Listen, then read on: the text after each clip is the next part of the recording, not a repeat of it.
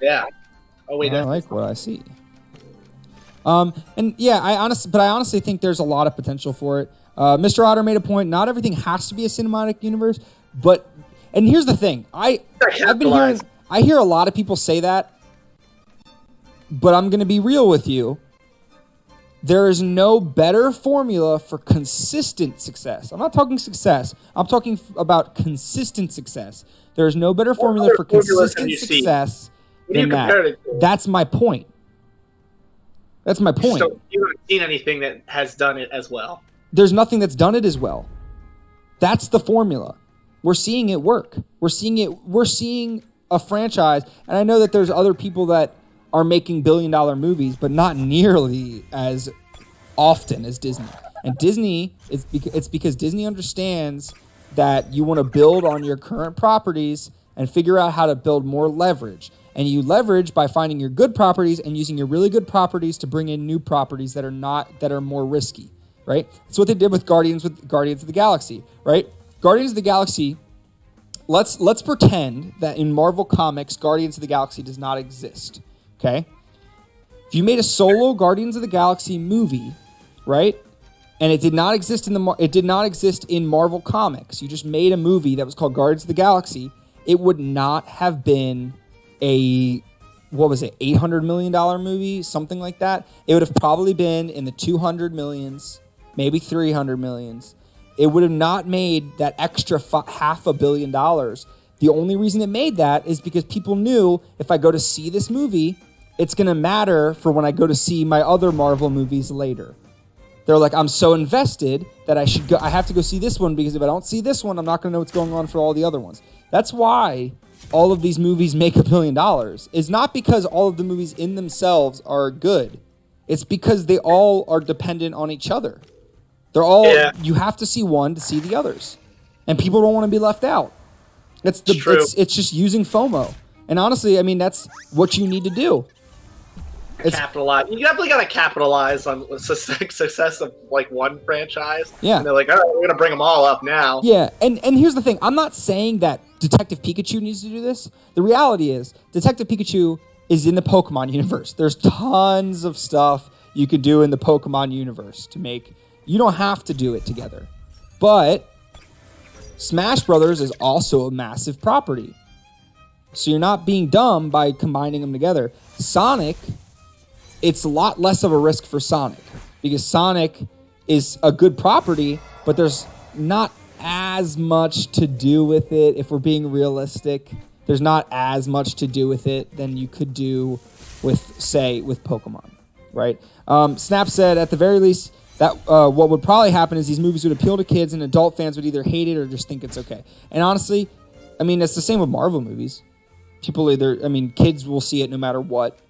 And the parents are typically, or like the adults are typically either love it or hate it. That's all super comic book movies, Star Wars, everything. Mr. Otter said people don't want to be left out. People also don't want to do their homework on movies. Is it possible it's also alienating that it has this big franchise that they're all connected? Like, does the cinematic universe also alienate new fans? And that's a good question. But here's the thing: people keep saying that. People keep saying, there's two things people keep saying, and I bring this up every time. People keep saying there's going to be superhero fatigue, right? Talking about the cinematic universe, Marvel Cinematic Universe, and still hasn't happened.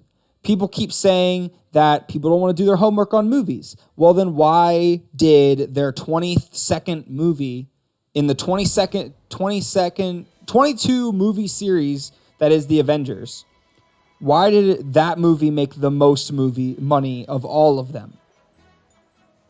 True. Empirical evidence would suggest that the homework thing is not an issue. Exactly. So there's not a whole lot to suggest that that's true. People keep saying it, but there hasn't been any evidence to support that. I mean, even you look at people will reference DC all the time and say, well, like, look at the Joker and how well the Joker did. But the Joker was actually a good movie, like a really good movie. You know how hard it is to make a really good movie? It's really hard. It's really hard to make a good movie. It is really hard to make a good movie. And so if you want to follow that recipe, then you have to consistently make really good movies. Let's ask the chat. Chat, is it hard to make a really good movie? Just let me... Salad Dance got that heart. I know that's you. I'm just... doesn't mean I can't respect the heart. But that's the thing is, like people... you can make a Marvel movie, and it doesn't have... Let's be completely honest. It doesn't have to be a really good movie. Most of them are not that great. Most of them are... I say most of them are B-rank movies. And they're like just all right movies. They're all right movies. They know how to make a movie that isn't like awful. Exactly. They know how to make a movie that isn't awful. That's the thing, is a lot of other movies that come out aren't awful.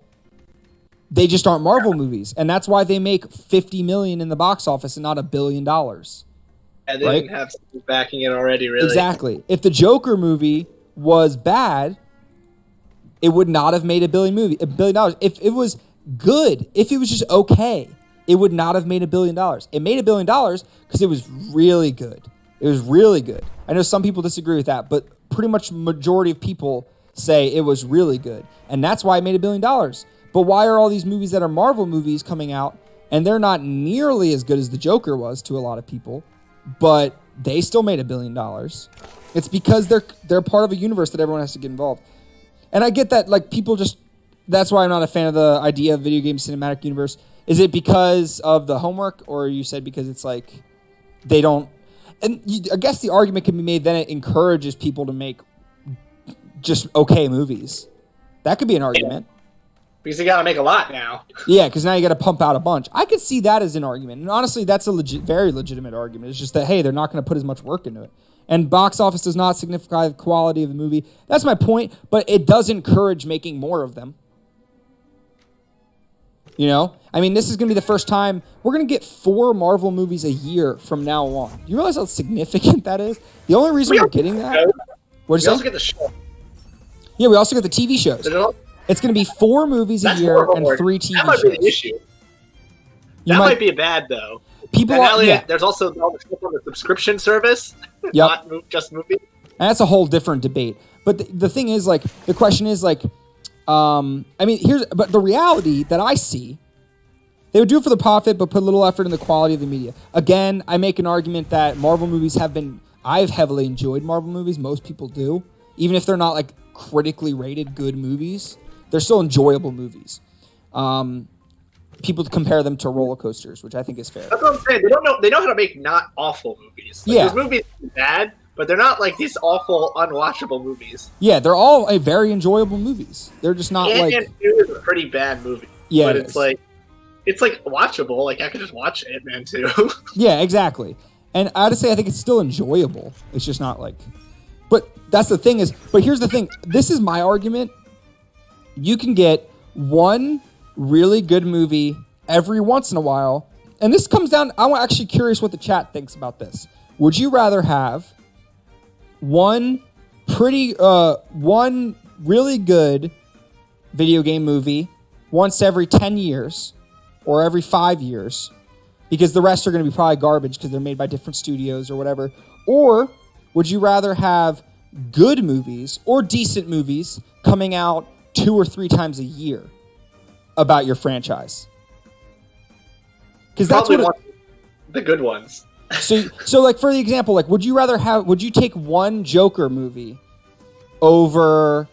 Would you rather take the one Joker movie over 2 years of Marvel movies that have come out? Do you know what I'm saying? Yes, I would. You would? So I think it's an opinion thing, right? Like I'm okay with that. I wouldn't. I would take 2 years of Marvel movies.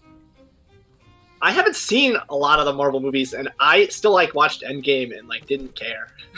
Yeah, and that's the thing is and I've always said people are right. Like you can enjoy the movie standalone, but you're always going to get much more out of it if you are invested in the characters. But it does come down.